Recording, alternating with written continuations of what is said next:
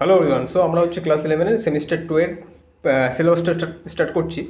তো তোমাদের ক্লাস 11-এর যে সিলেবাসটা যদি তোমরা প্রিন্ট আউট দিয়ে থাকো, তো তোমাদের প্রথম সেমিস্টার 2টা শুরু হচ্ছে নিউটনস ল অফ গ্র্যাভিটেশন বা প্ল্যানেটারি মোশন।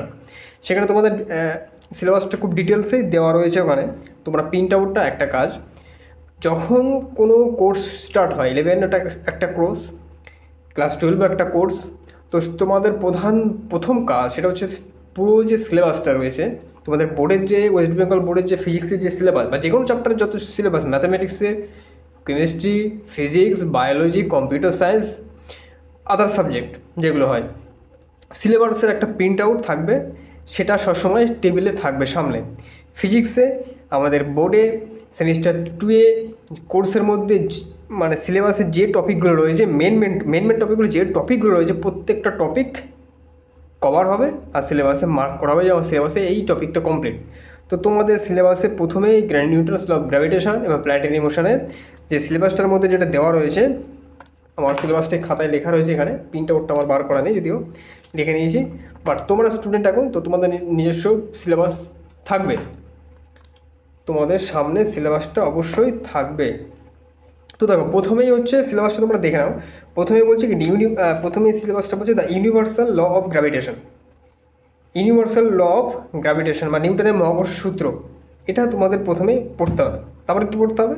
তারপরে অ্যাক্সেলারেশন ডিউ টু গ্র্যাভিটি, মানে কোনো অবজেক্ট পৃথিবী যে যে বল দ্বারা টানছে, তার কারণে যে অবজেক্টটা নিচে আসছে, তার কারণে যে একটা অ্যাক্সিলারেশন কাজ করছে, সেই জি সম্পর্কে আমাদের জানতে হবে। অ্যান্ড ইটস ভ্যারিয়েশন, উচ্চতার সঙ্গে তার ভ্যারিয়েশনটা কী হচ্ছে, ঠিক আছে? মাটির তলায় গেলে তার জিওর ভ্যারিয়েশনটা কী হবে, যখন পৃথিবীটা রোটেট করছে ওই রোটেশনের সাপেক্ষে যখন এটা মেরুতে থাকবে তখন তার জিএর ভ্যালুটা কী হবে, যখন ওটা নিরক্ষরেখার উপরে থাকবে তখন তার ভ্যালুটা কী হবে, সেই সব সম্পর্কে জানতে হবে। তার গ্রাফটা এক্সামে এমসিকিউতে আসে, সেই গ্রাফটা সম্পর্কে আমরা জানবো। তো এখানে বলছি is variation with altitude, okay, depth, ওই যে গভীরতা, and rotation of the earth, ওই যে বললাম ওই যে আর্থের যে রোটেশন, সেই রোটেশনের রেসপেক্টে যে পৃথিবীর একটা রোটেশন হয় এবং সেই রোটেশনের রেসপেক্টে তার মেরুতে, তার নিরক্ষরেখাতে সেই অবস্থানে জি এর ভ্যালুটা কী সেটা পড়তে হবে। তারপরে কী বলছে, Kepler's law of planetary motion. কেপলার্সের 3টে সূত্র আছে। প্রথম সূত্রটা কী বলেছে, কেপলারের প্রথম সূত্রটাতে বলেছে যখন সূর্যের চারিদিকে যখন কোনো গ্রহটা ঘুরবে, ওই যে গ্রহগুলো সূর্যকে তার ফোকাসে রেখে একটা ইলিপস এর একটা ইলিপস তৈরি করে রোটেট করবে। এটা হচ্ছে প্রথম সূত্র। দ্বিতীয় সূত্র কী বলেছে, ওই যে গ্রহটা সূর্যের চারিদিকে ঘুরছে সেই যে পর্যায়কাল, সেটার স্কোয়ার হবে কি, সেই পর্যায়কালটা হবে ওই ইলিপসের রেডিয়াসের কিউব। মানে বলতে যাচ্ছে এরকম হবে, ফর্মুলাটা হচ্ছে টি স্কোয়ার সমানুপাতিক আর কিউব, মানে তার টাইমের স্কোয়ার এবং তার রেডিয়াসের কিউবের সমান হবে। এটা হচ্ছে তৃতীয় সূত্র। এবং থার্ড সূত্র কী বলেছে, ইকুয়াল ইন্টারভেল অফ, যে ইলিপসটা তৈরি করে সে রোটেট করছে, সেই ইলিপসটাকে কেন্দ্র করে ইকুয়াল সময় ইকুয়ালস এরিয়া সে কভার করবে। এটা একটা কনসেপ্ট বোঝা যাচ্ছে, এটা এখন তোমরা বুঝবে না এখানে, বাট 3টে সূত্র, সেটা আমি ডিটেলসে ওখানে করাবো, অত কিছু আর ওখানে বলার নেই। তারপরে কী বলছে, তারপরে বলছে গ্র্যাভিটেশনাল অফ, তারপরে বলছে gravitational potential energy. Gravitational potential energy এটা জানতে হবে, গ্র্যাভিটেশনাল পোটেনশিয়াল সম্পর্কে জানতে হবে। স্কেপ ভেলোসিটি, হ্যাঁ, স্কেপ ভেলোসিটিটা ইউজ করা হয় যখন হচ্ছে প্ল্যানেটারি মোশন রকেটকে যখন গ্রাউন্ড থেকে লঞ্চ করা হয়, তখন তার স্কেপ ভেলোসিটিটা ক্যালকুলেট করেই লঞ্চ করা হয়। পৃথিবীর মধ্যে একটা অবজেক্টকে একটা নির্দিষ্ট বেগে ছুড়ে দিলে সেটা পৃথিবীর বাইরে চলে যাবে, ঠিক আছে? সেই ভেলোসিটিটা অর্জন করতে যে নিম্নতম যে সর্বোচ্চ ভেলোসিটি দরকার, সেই ভেলোসিটিটাকে বলা হচ্ছে স্কেপ ভেলোসিটি। যে ভেলোসিটিতে তুমি যদি একটা অবজেক্টকে ছুড়ে দাও, সেটা পৃথিবীর বাইরে চলে যাবে, সেই অবজেক্টটা ওই ভেলোসিটি পেলে চলে যাবে 11 kilometre per second. Orbital velocity of satellite, যে স্যাটেলাইটগুলোকে ছাড়া হচ্ছে, সেগুলো যখন পৃথিবীর চারিদিকে রোটেট করছে, তার অরবিটাল ভেলোসিটি কী করে বার করতে হয়। Orbital velocity of satellites, geostationary satellites, এইগুলো আমরা জানবো। অরবিটাল স্যাটেলাইট সম্পর্কে জানবো, যেমন জিও স্টেশনারি স্যাটেলাইট সম্পর্কে আমরা জানবো। তো এইগুলো হচ্ছে আমাদের ক্লাস 11-এর ফিজিক্সের সিলেবাস। আশা করি সিলেবাসটা তোমাদের সামনে রয়েছে, সেটা সবার প্রিন্ট আউট অবশ্যই দেওয়া রয়েছে। তো আমরা শুরু করছি গ্র্যাভিটেশন নিউটনস মহাকর্ষ ও গ্রহ উপগ্রহের গতি। দেখো এটা হচ্ছে আমার সময়ের ফিজিক্সের বই, সব পার্ট পার্ট ছেঁড়া। ওকে, তো নতুন ফিজিক্সের বই সবার সামনে আছে, তো আশা করি সিলেবাসটা যখন সেম, তো আমার কথা হচ্ছে ওই টপিকগুলো কমপ্লিট করা, নতুন বইয়ের যে কোশ্চেনগুলো আছে সেগুলো আমি করাবো, এবং যে মোস্ট ইম্পর্টেন্ট কোশ্চেন বোর্ডে আসে সেগুলো, অ্যান্ড আইআইটি জেইতে এবং নিটে এই রিলেটেড যেসব কোশ্চেন আছে সেগুলো আমি একটা লেকচারের মধ্যে কভার করবো। তোমরা এখানে বোর্ড, নিট এবং জেই সবগুলো একসাথে কমপ্লিট করতে পারবে, এখান থেকে বেসিক কনসেপ্টটা তৈরি হবে। ওকে, তো শুরু করছি আমরা Newton's law of gravitation and planetary motion. তো তার আগে আমরা একটা গল্প দিয়ে শুরু করি। একেবারে প্রথম দিকে যখন সায়েন্সের ডেভেলপমেন্ট শুরু হলো আস্তে আস্তে, তখন সায়েন্টিস্টরা মহাকাশের দিকে তাকিয়ে থাকতো, মহাকাশ মানে আকাশের দিকে গ্রহ নক্ষত্র সূর্য এদিকে তারা দেখতো সূর্য উঠছে সকালবেলা, সূর্য পূর্ব দিকে উঠছে, পশ্চিম দিকে অস্ত চলে যাচ্ছে, মানে এই দিক থেকে রোটেট করে অস্ত চলে যাচ্ছে। তো প্রথম দিকে বলা হতো যে সূর্য পৃথিবীর চারিদিকে ঘুরছে, কারণ পৃথিবী স্থির, সূর্য পূর্ব দিকে উঠছে পশ্চিম দিকে অস্ত, তার মানে সূর্য রোটেট করছে, সূর্য ঘুরছে, এটা প্রথম দিকে ধারণা ছিল। তো আস্তে আস্তে যখন সায়েন্সের ডেভেলপমেন্ট হলো,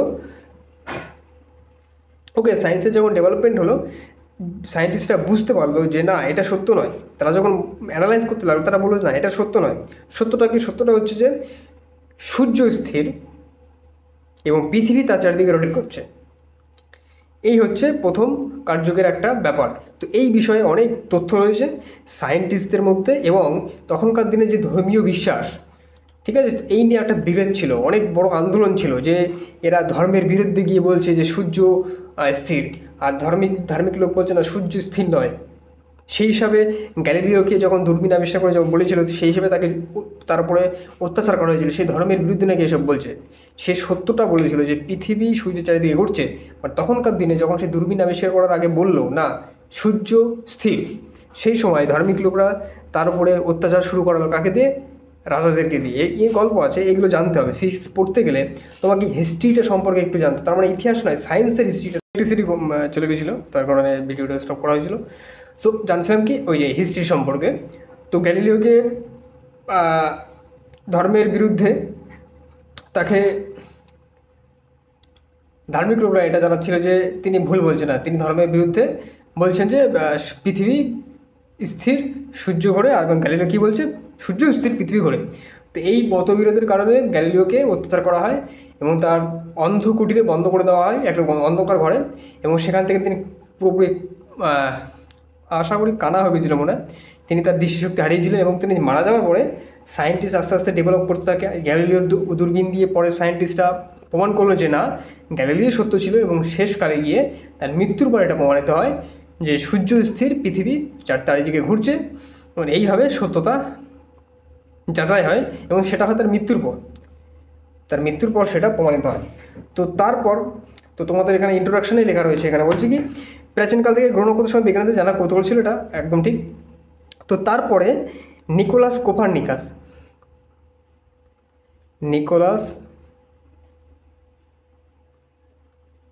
দেখুন রেকর্ডিং ঠিক হচ্ছে কিনা, রেকর্ডিং অন,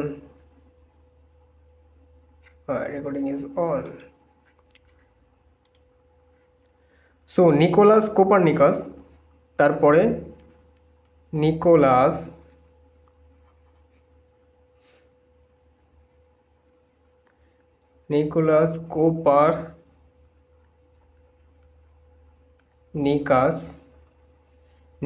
কোপারনিকাস পরে প্রমাণিত করেন যে সূর্য স্থির মাঝখানে এবং তার চারিদিকে ইলিপস পথ রেখে গ্রহগুলি কি করে? আবর্তন করে। ইলিপস পথ মানে কি? তার ফোকাস থেকে থাকবে, সূর্য থাকবে, এবং তার চারিদিকে একটা ইলিপস প্যাথে সেটা ঘুরবে। এটা কে প্রমাণিত করেছিল? কেপলার। বাট নিকোলাস কি বলছে না, নিকোলাস এটা বলেছিল যে সূর্য স্থির, পৃথিবী চারিদিকে ঘোরে। এবং তার পরবর্তী সময়ে যখন আস্তে আস্তে আরও ডেভেলপমেন্ট হলো, তখন আসলে হচ্ছে জোহানেস কেপলার।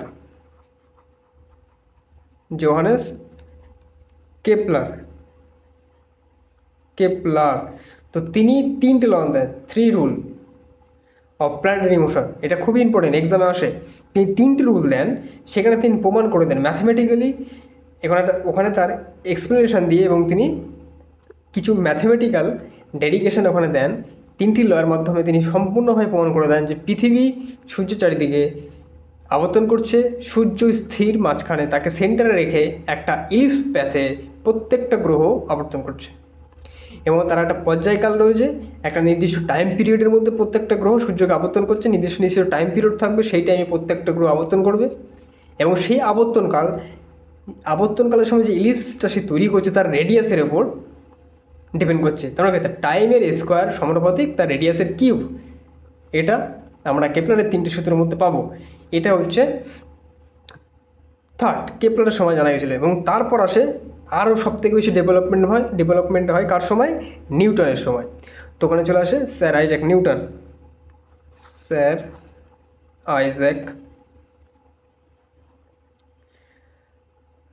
আইজ্যাক নিউটন, ইনি হচ্ছে ফিজিক্সটাকে অনেকটা বেশি ডেভেলপ করে দেন। ইনি ডিফারেন্সিয়াল ক্যালকুলাস আবিষ্কার করেন, সেখান থেকে ফিজিক্সের একটা বিপুল মানে একটা হিউজ রেগুলেশন হয়।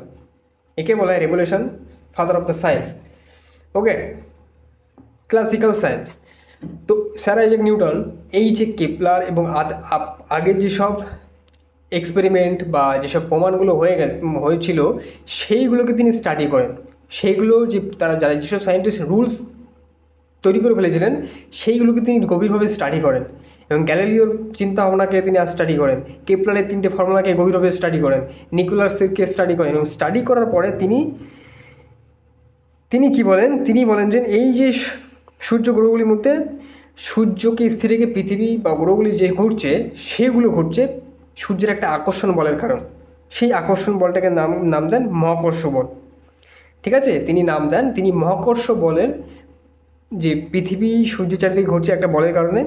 কি বলছে? সূর্য এবং গ্রহগুলির মধ্যে ক্রিয়ারত আকর্ষণ বলের প্রকৃতি তিনি প্রথম থেকে বলি। এই সূত্রগুলি বিশ্লেষণ করে বিজ্ঞানী স্যার আইজ্যাক নিউটন সূর্য ও গ্রহগুলির মধ্যে ক্রিয়ারত আকর্ষণ বলের প্রকৃতি নির্ণয় করেন এবং সেই সঙ্গে এই বল নির্ণয় করার নিয়মও তিনি প্রতিষ্ঠান করেন। মানে সূত্র, তিনি এই বলটার নাম দেন মহাকর্ষ বা আকর্ষণ বলটাকে নাম দেন এবং সেই আকর্ষণ বলটা পরিমাণ করার নিয়মও তিনি প্রডিউস করেন এবং এই বলটাকে কী নাম বলা হয়? মহাকর্ষ বল। ঠিক আছে, এবং যা সূর্য গ্রহগুলির মধ্যে নয়, শুধুমাত্র এই যে বলটা তিনি নামকরণ করেন বা প্রসেস আবিষ্কার করেন এবং সেই বলটা পরিমাণ করার যে প্রসেসটা তিনি বলেন, এই বলটা শুধুমাত্র সূর্য এবং পৃথিবীর মধ্যে নয়, সমস্ত গ্রহগুলির ক্ষেত্রে প্রযোজ্য। এই জন্যে আকর্ষণ বল পরিমাণের নিয়মটি নিউটনের মহাকর্ষ সূত্র, নিউটনস ল অফ গ্র্যাভিটেশন বা ইউনিভার্সাল ল অফ গ্র্যাভিটেশন বলা হয়। তো এই হচ্ছে আমাদের এই চ্যাপ্টারের ইন্ট্রোডাকশান, যেটা আমরা জানলাম। এখন হচ্ছে এটার এক্সপ্লেন করবো ডিটেলসে ম্যাথমেটিক্যালি। শুরু হচ্ছে আমাদের মেন সিলেবাস। তো নিউটন কি বলেন? নিউটন এটা বলেন যে এই মহাবিশ্বে যে কোনো দুটো অবজেক্ট পরস্পরকে যে বল দ্বারা আকর্ষণ করে তাকে কি বলা হচ্ছে? তাকে বলা হচ্ছে মহাকর্ষ বল, তাকে বলা হচ্ছে গ্র্যাভিটেশন বা নিউটন মহাকর্ষ বল বা নিউটন গ্র্যাভিটেশন ল। তো এটাকে এখন আমরা ডিসকাস করতে হবে। ঠিক বলছে, এখানে লিখে দিই নিউটনস মহাকর্ষ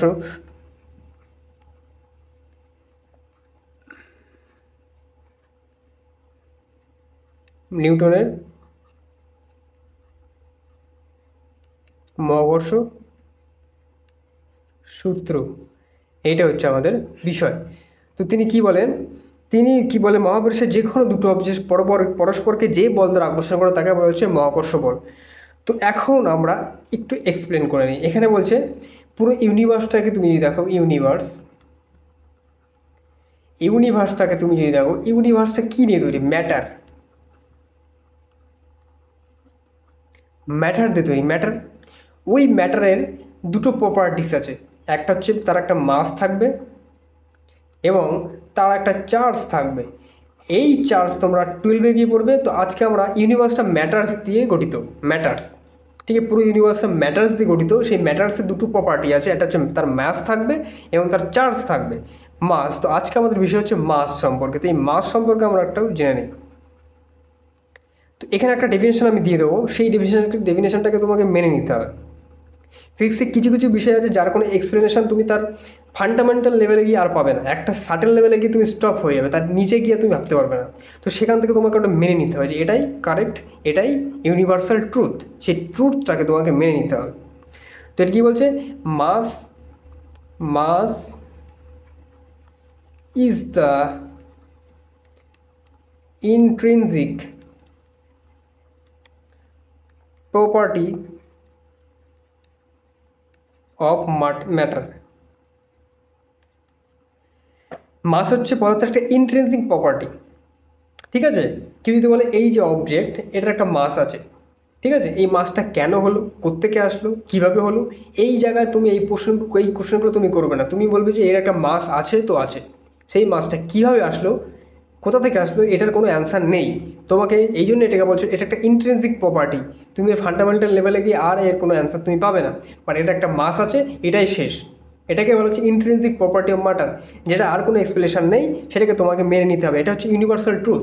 যেমন একটা অবজেক্টের চার্জটা কীভাবে আসলো, কোত্থেকে আসলো, সেটা কোনো অ্যান্সার নেই, বাট একটা ফান্ডামেন্টাল লেভেলে এর একটা প্রপার্টি আছে, যেটা চার্জ, এটা আছে, এটা তো আছে, ঠিক আছে। আমার নাম একটা নির্দিষ্ট নাম আছে, এই নামটা আমার এই নামই, এই ফান্ডামেন্টাল লেভেলে কি আমি ভাববো না, আমার নাম এটা তো এটাই, কেন হলো কীভাবে করতে হবে সেটা কোনো ভাববার বিষয় নয়, যে আমার নাম এটা তো এটা। সেই সময়ই মাস, একটা অবজেক্টের মাস হচ্ছে এটা ইন্ট্রিনজিক প্রপার্টি অফ ম্যাটার, এটা পদার্থে থাকবে, এটাই সত্য, এটাই ইউনিভার্সাল ট্রুথ। এই জন্য বলা হচ্ছে mass is intrinsic property of matter. So এই ম্যাটার, যখন এই ম্যাটার, তো কি বলছে, তো এই মহাবিশ্বের দুটো অবজেক্ট আমরা ধরলাম, যাদের প্রথম হচ্ছে মাস m1 আর m2, তারা একটা সার্টেন ডিস্টেন্সের পরস্পরের থেকে দূরে রয়েছে, একটা সার্টেন ডিস্টেন্স, যেটাকে আমি r দ্বারা ডিফাইন করছি, r দূরত্বে তারা পরস্পরকে আছে। এখন নিউটন তিনি কী বললেন, কী বলেছে, মহাবিশ্বের যে কোনো দুটি বস্তুকণা তাদের সংযোগ সরলরেখা বরাবর, কি বলছে, মহাবিশ্বের যে কোনো দুটি বস্তুকণা সেটা পরস্পরকে সংযোগ সরলরেখা বরাবর পরস্পরকে আকর্ষণ করে। এই আকর্ষণ বলের মান বস্তু দুটির ভরের গুণফলের সমানুপাতিক এবং দূরত্বের বর্গের ব্যস্তানুপাতিক, এইটি তিনি ডেফিনেশনে বলেছিল। তো সেটাকে এখন আমরা ডিটেলসে জানবো। দুটো অবজেক্ট যার মাস m1 এবং m2, তারা একটা সার্টেন ডিস্টেন্সে আছে। এখন এই যে এটাকে আমি একটা কানেক্ট করলাম একটা রেখা দ্বারা, সংযোগ সরলরেখা। তো তাদের মধ্যে যে বলটা কাজ করবে, আকর্ষণ বল কাজ করবে, সেই আকর্ষণ বলে এই সংযোগ সরলরেখা বরাবর ক্রিয়া করবে। অলওয়েজ রিমেম্বার, দুটো অবজেক্ট একটা সার্টেন ডিস্টেন্সে তারা রয়েছে, তারা পরস্পরকে একটা ফোর্স দ্বারা অ্যাট্রাক্ট করবে। সেই অ্যাট্রাকশানটা তাদের সেন্টার টু সেন্টার যে লাইনটা কানেক্ট করা হবে, সেই লাইন বরাবর অ্যাক্ট হবে। কী বলছি, মহাবিশ্বে যে কোনো দুটি বস্তুকণা পরস্পরকে একটা বল দ্বারা আকর্ষণ করে, এবং এই বল ওই বস্তুর সংযোগ সরলরেখার দূরত্বের ব্যস্তানুপাতিক এবং তার ভরের গুণফলের সমানুপাতিক, যে বল দ্বারা তারা আকর্ষণ করবে। কি বলছে, প্রথমে যদি আমি দেখি, এই যে তারা পরস্পরকে একটা বল দ্বারা আকর্ষণ করবে, সেটা হচ্ছে কি ফোর্স F, সেটা হবে কার সমানুপাতিক, ওই m1 এবং m2-র গুণফলের সমানুপাতিক হবে। যখন আর কি থাকবে, ধ্রুবক, আর ধ্রুবক, এবং তার দূরত্বের বর্গের ব্যস্তানুপাতিক যখন m1 আর m2 ধ্রুবক। কারণ কী বলছে, যখন তাদের দূরত্বকে ফিক্স রেখে দাও এবং তাদের বলের গুণফলের সমানুপাতিক হবে এই ফোর্সটা, এবং তুমি যখন মাসটাকে সমান রেখে দাও এবং তার দূরত্বের বর্গের ব্যস্তানুপাতিক হবে, এবং দুটোকে মার্চ করো, এই দুটোকে মার্চ করলে আমরা পেয়ে যাব সমানুপাতিক m1 m2 r স্কোয়ার। এটাই হচ্ছে আমাদের যে ফোর্স দ্বারা অ্যাট্রাক্ট করবে এই দুটো বডি। এটাই নিউটন বলেছে যে দুটো অবজেক্ট পরস্পরকে যে বল দ্বারা আকর্ষণ করবে, সেটা হচ্ছে তার ভরের গুণফলের সমানুপাতিক এবং দূরত্বের বর্গের ব্যস্তানুপাতিক। এই কন্ডিশনগুলো অ্যাপ্লাই করতে হবে এবং দুটোকে মার্চ করতে হবে। তো দেখো, এই হচ্ছে আমাদের ফর্মুলা। তো এখন আমরা জানি এই যে ফর্মুলাটা আমরা পেলাম, এটা হচ্ছে সমানুপাতিক চিহ্ন। তো যে কোনো ইকুয়েশন আমরা পাবো, সমীকরণ পাবো, সেখানে যদি সমানুপাতিক থাকে, সেই সমানুপাতিকটাকে তুলতে হয়। তো এই সমানুপাতিকটাকে তুলতে গেলে আমাদেরকে এখন একটা কনস্ট্যান্ট দিয়ে মাল্টিপ্লাই করতে হবে। একটা কনস্ট্যান্ট দিয়ে। এখন এই কনস্ট্যান্টটা একটা ভাববার বিষয়, এই কনস্ট্যান্টটা কীরকম কনস্ট্যান্ট হবে, সেই কনস্ট্যান্টকে আমরা নাম দেবো জি। জি তাহলে হয়ে যাবে m1 m2 by R square. এই হচ্ছে আমাদের ফাইনাল রেজাল্ট। এই সূত্রটা আমরা পেলাম। এটাই হচ্ছে নিউটনস মহাকর্ষ সূত্র, নিউটনের মহাকর্ষ সূত্র বা নিউটনস ল অফ গ্র্যাভিটেশন। তো এখানে যেখানে যেখানে জি হচ্ছে কি, জিকে বলা হচ্ছে সর্বজনীন মহাকর্ষীয় ধ্রুবক,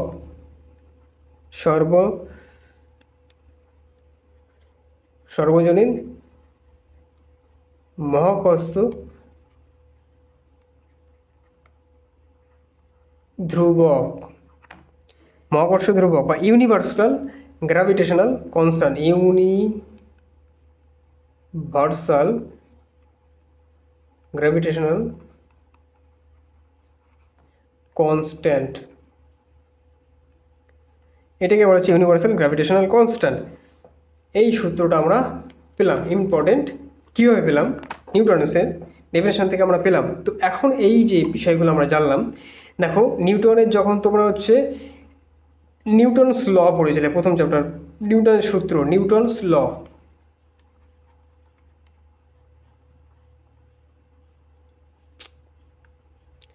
নিউটনস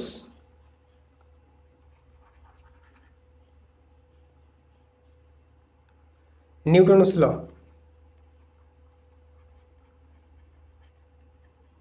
সেখানে আমরা পড়ছিলাম F equals to M A. এখানে আমরা পড়ছি কি F1 সমান জি m1 m2 আর স্কোয়ার। তো এখানেও মাস ইউজ করা হয়েছে, এখানেও মাস ইউজ করা হয়েছে, বাট এই সময় এটা এই যে মাস, একে বলা হয়, এই মাসটাকে বলা হতো হচ্ছে ইনার্শিয়াল মাস, ইনার্শিয়াল মাস।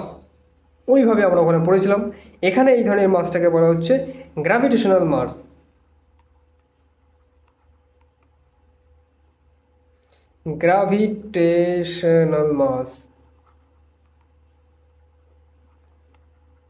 গ্র্যাভিটেশনাল মাস বলা হয়। কী বলছে প্রসঙ্গত, নিউটনের মহাকর্ষ সূত্রে যে m1গুলো মহাকর্ষ সূত্রে যে মাস ব্যবহার করা হয় তাকে বলা হতো গ্র্যাভিটেশনাল মাস।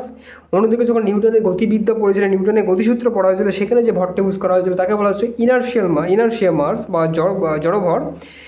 এই দুটি ভর দুটি ভিন্ন সূত্র থেকে এলেও এই যে মাসগুলো কিন্তু দুটো ডিফারেন্ট ফর্মুলা থেকে আসছে। এই মাসটা আসছে হচ্ছে নিউটনের এই সূত্র থেকে, নিউটনের গতিসূত্র থেকে, আর এটা আসছে গ্র্যাভিটেশনাল সূত্র থেকে।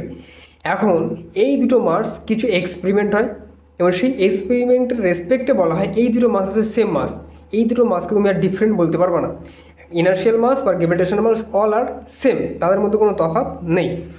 এটাকে বলা হচ্ছে ইনার্শিয়াল মাস এবং গ্র্যাভিটেশনাল মাস অল আর সেম, অভিন্ন। এই ভর দুটিকে আর আলাদাভাবে উল্লেখ করা হয় না। তুমি এখানে যে মাস কথাটা বলবে ওই সূত্রে সেম মাস ইউজ হবে, এটাকে আর আলাদাভাবে বলা চলে না, দুটোই হচ্ছে সেম মাস। তো এই হচ্ছে আমাদের নিউটনের মহাকর্ষ সূত্র।